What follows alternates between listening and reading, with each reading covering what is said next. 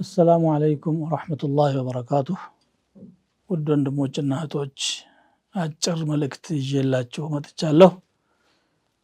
የዛሬው መልእክቴ ደግሞ በኢኽላስ ዙሪያ ነው። ብዙ ይነገራል፣ ግን ብዙ መነገርና መተዋወስም የሚገባን ነገር ነው። ኢኽላስ የውስጥ ስራ ነው፣ የቀልብ ስራ ነው። ማንኛውንም መልካም ስራ መስራቱ አንዱ ሆኖ ጥራቱን የጠበቀና አላህ ዘንድ ውዴታ የሚያስገኝ መሆኑ ደግሞ ሌላ ነገር ነው። ስለዚህ ኢኽላስ ነው ለዛ ዋናው ነገር፣ ውስጡ አስኳሉ ኢኽላስ ነው።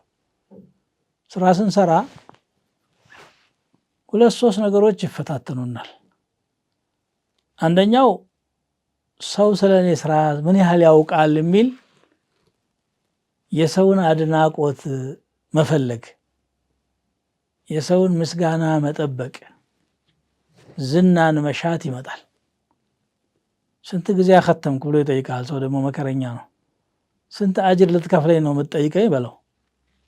ምክንያቱም ወሬ ሊያረግህ ነው። ወሬ ስትደረግ ደግሞ ደስ ይልሃል ነፍስያ። ይሄ ሪያ ይባላል። ይሄ ውጫዊ ነው፣ ለሰው መታየትን መፈለግ።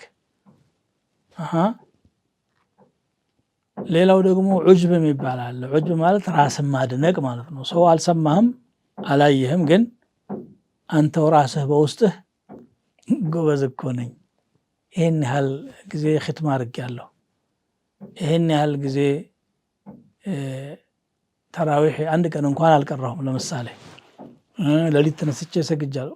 ሐሰናትህን እንድትቆጥር ያደርግሃል። አንተ ሐሰናትህ እውነት ጥራት ኖሮት አላህ ዘንድ የደረሰ ከሆነ አላህ ኢነላህ ላ ዩዲዑ አጅረ መን አሕሰነ ዐመላ ላ ዩዲዑ አጅረ አልሙሕሲኒን፣ የበጎ ሰሪዎችን ምንዳ በከንቱ አያስቀርም። ባዶ ነገር የለም። ስለዚህ ሰው ሰማ አልሰማ ምንም ትርጉም የለውም። ዑጅብ ይመጣብሃል፣ ሪያ ይመጣብሃል። ሱምዓ፣ ሪያ እና ሱምዓ። ሪያ ማለት ሰው እንዲያይህ መፈለግ ነው። ሱምዓ ማለት ደግሞ ሰው ስላንተ እንዲሰማ ማሰብ ነው። በተቻለ መጠን አላህ ያወቃት ሰው ያልደረሰባት መልካም ስራ እንድትኖርህ ጥረት አርግ። ከብዙ አፋት ሰላም የሆነችው እሷ ናት።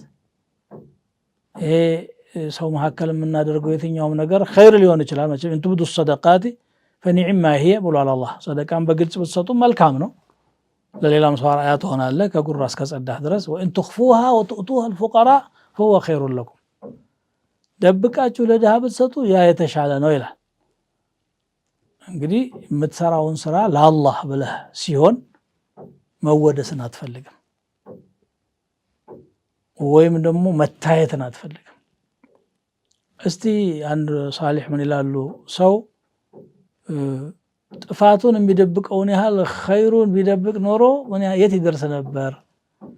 አሁን ምንድን ነው ሰው ሳት ብሎት ዚና ሰርቶ ከሆነ እንደ ትንሽ ኢማን ያለው ከሆነ አንድ ቀን እንደዚህ ዚና ሰርቼ ብሎ ያወራም፣ በጣም ይደብቃል። የሰራትን ኸይር ግን ያቁነጥንጠዋል። ሰው ካልነገረ ጨንቀዋል። ከዚህ ከሪያ በጣም መራቅ ያስፈልገናል ማለት። ወይም ደግሞ ሀብታችንን እንደምንደብቀው ሐሰናችንን ለመደበቅ እንጣር። ማንም ሰው ግድ ካልሆነበት በስተቀር ያለውን ቆጥሮ ለሰው ያወራ። ይህን ያህል አለኝ ይህን ያህል አለኝ አይልም። እንዳውም ሰው ስለ እሱ እንዲያውቅ አይፈልግም፣ ሴክሬት እንዲሆን ይፈልጋል ሁሉ ነገር። ይሄ መሆን የሚገባው መልካም ስራ ላይ ነው በአብዛኛው ማለት ነው። በዛሂር የሚሰራው መቼም ሰላት አልጀማዓ በድብቅ አትሰራም፣ ሰው ጋር ነው የምትሰራው። ጾም በጋራ ታፈጥራለህ፣ ትጾማለህ። በተቻለ መጠን ግን ሰደቃም ዚክርም ምን ያህል ተስቢሕ እንዳደረግ ምን ያህል እስትግፋር እንዳደረግ መላኢካ ይጻፈው። አንተ ለሰው አታውራ። እቺ የኢኽላስ ነገር በጣም ትግል የምትፈልግ ነገር ናት። ከራስ ጋር መታገል የምትፈልግ ነገር ናት። መስራቱ አንድ ነገር ሆኖ የሰራነው ጥራት ያለው ሆኖ አላህ ዘንድ እንዲመዘገብልን፣ ወይም ለዱንያ ፍለጋ ወይም ለዝና ፍለጋ ወይንም ደግሞ ጉራ እንዳይሆን እንጠንቀቅ እላለሁኝ። ወጀዛኩም ላሁ ኸይራን። ወሰላሙ ዓለይኩም ወረሕመቱላሂ ወበረካቱህ።